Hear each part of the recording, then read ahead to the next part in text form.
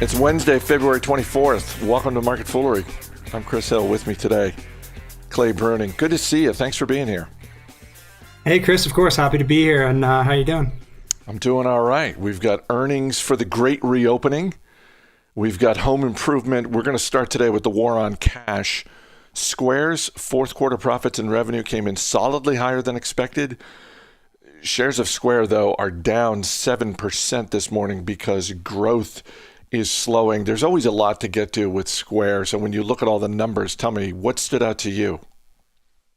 Yeah, for me, I really focus when I think of Square on really their burgeoning business, which, is the Cash App. And it's funny, you mentioned the war on cash, and they have this kind of conveniently named Cash App. So it was really some of the numbers that the Cash App, drew in the quarter, and for that matter, the fiscal year. One of them is 162% increase year over year in gross profit of the Cash App. A lot of that is being fueled by new users and specifically cryptocurrencies like Bitcoin. So I think one number is that in throughout the entire 2020 fiscal year, over 3 million people transacted Bitcoin in some regard, which was a 250% increase in volume compared to fiscal year 19. And then they also even gave some information on January of 2021's figure, with over 1 million new buyers of Bitcoin. So really just interesting kind of figures throughout the entire report, but kind of the Bitcoin being such an important part of that Cash App is what really stood out to me. Yeah, and that was certainly part of the headline around Square, is Square announcing it had purchased $170 million worth of Bitcoin during the quarter. So Cash App is Square's version of Venmo. It's interesting to see the reaction from the stock, because on the one hand, this is a stock, even factoring in the drop today, this stock is up almost 200% in the past year. So I understand, particularly traders on Wall Street with a shorter term mentality saying, all right, it's been a good year. Let's take a little money off the table, that sort of thing. On the other hand, I don't know. The overall market cap of Square is just over $100 billion. It seems like a business with a lot of room to run. And I was listening to some of the comments the CFO made around what they are seeing at Square in terms of how sticky the Cash App is, in terms of the other parts of Square's business, how it's this thing that's sort of bringing people in. And once they're in the Square ecosystem, they start trying other parts of the business. So I don't know, like when you look at, I get the PE ratio is, somewhere north of 500, but when you look at everything that Square has going on, do you look at today as a buying opportunity for people who maybe had Square on their watch list and thought, well, okay, it's 7% cheaper than it was yesterday? Yeah, and I was looking at, over the last couple of weeks how it's performed, and, through last week, year to date, I think it was up something like, 27%, and then you have over the last couple of days, 10% or so pullback. And these are kind of always the days as a long-term investor that I look for. You have a business that's, in my opinion, burgeoning, having fiscal year revenue grow over 100%. Granted, excluding Bitcoin, that's only about 15 or 20%.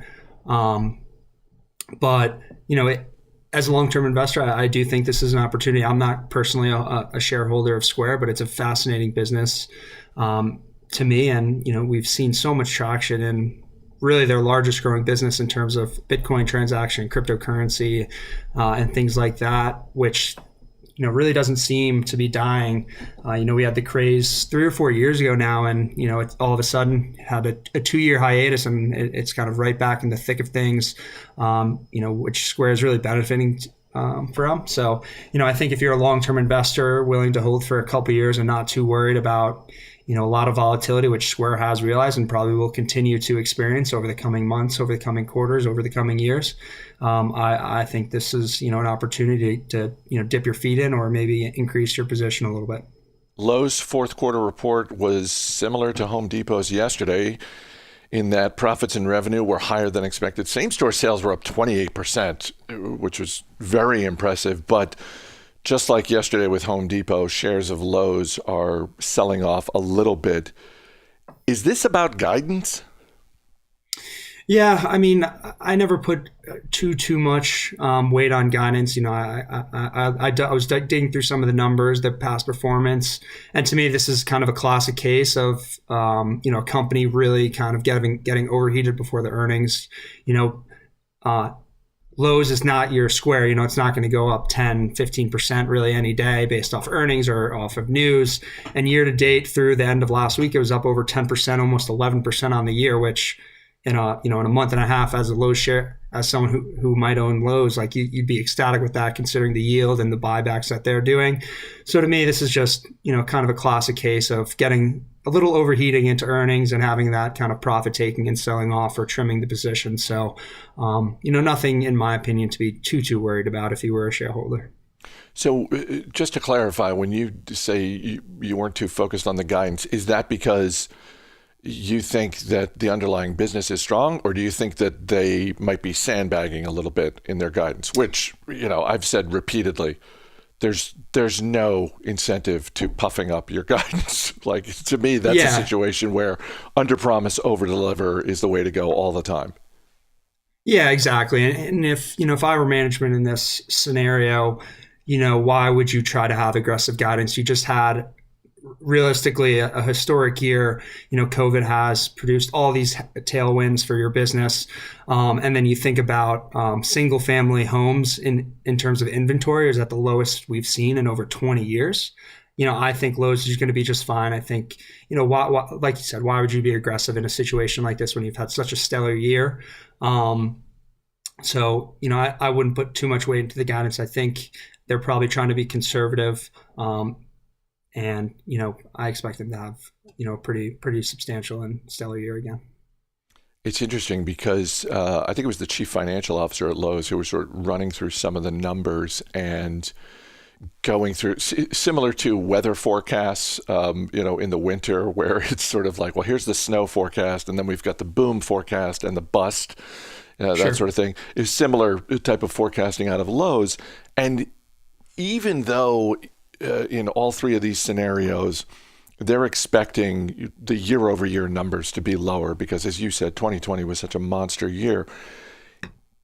In each case, they expect their operating margins to improve, which I find fascinating, that they could have, just from a business standpoint and from a stock perspective. I mean, Lowe's could have a 2021 where the shares are basically flat, but the underlying business could emerge a year from now so much stronger that it really sets them up for longer term success.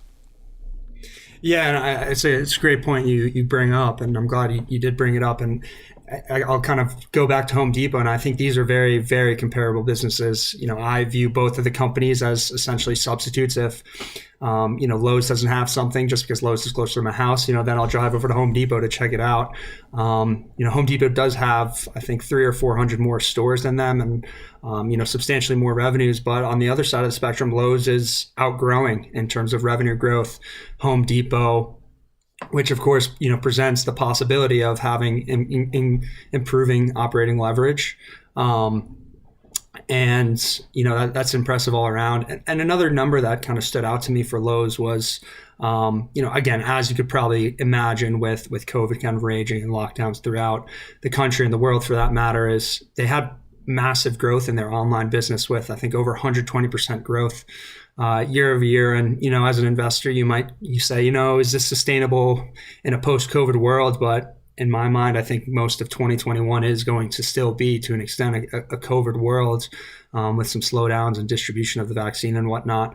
And then I would also say, over time, I think Lowe's will kind of grow into the valuation that Home Depot has. I think Lowe's is a little bit behind in terms of all their margins compared to Home Depot, in terms of gross margin, EBIT margin, and then net margin. So over time, it might not be 2021, but it might continue to kind of converge to Home Depot in 2021 and beyond. So kind of encouraging results and kind of guidance in that regard. The fourth quarter results from Six Flags were basically the opposite of what we've talked about so far. The theme park operator lost more money than expected in the fourth quarter. Spending per guest was higher than expected. So naturally, shares of Six Flags are up this morning and hitting a 52-week high. This is part of the great reopening thesis that we saw earlier in the week out of Deutsche Bank, right? This is the whole, these are the stocks that are poised to do well because of pent-up demand and when the world reopens this summer.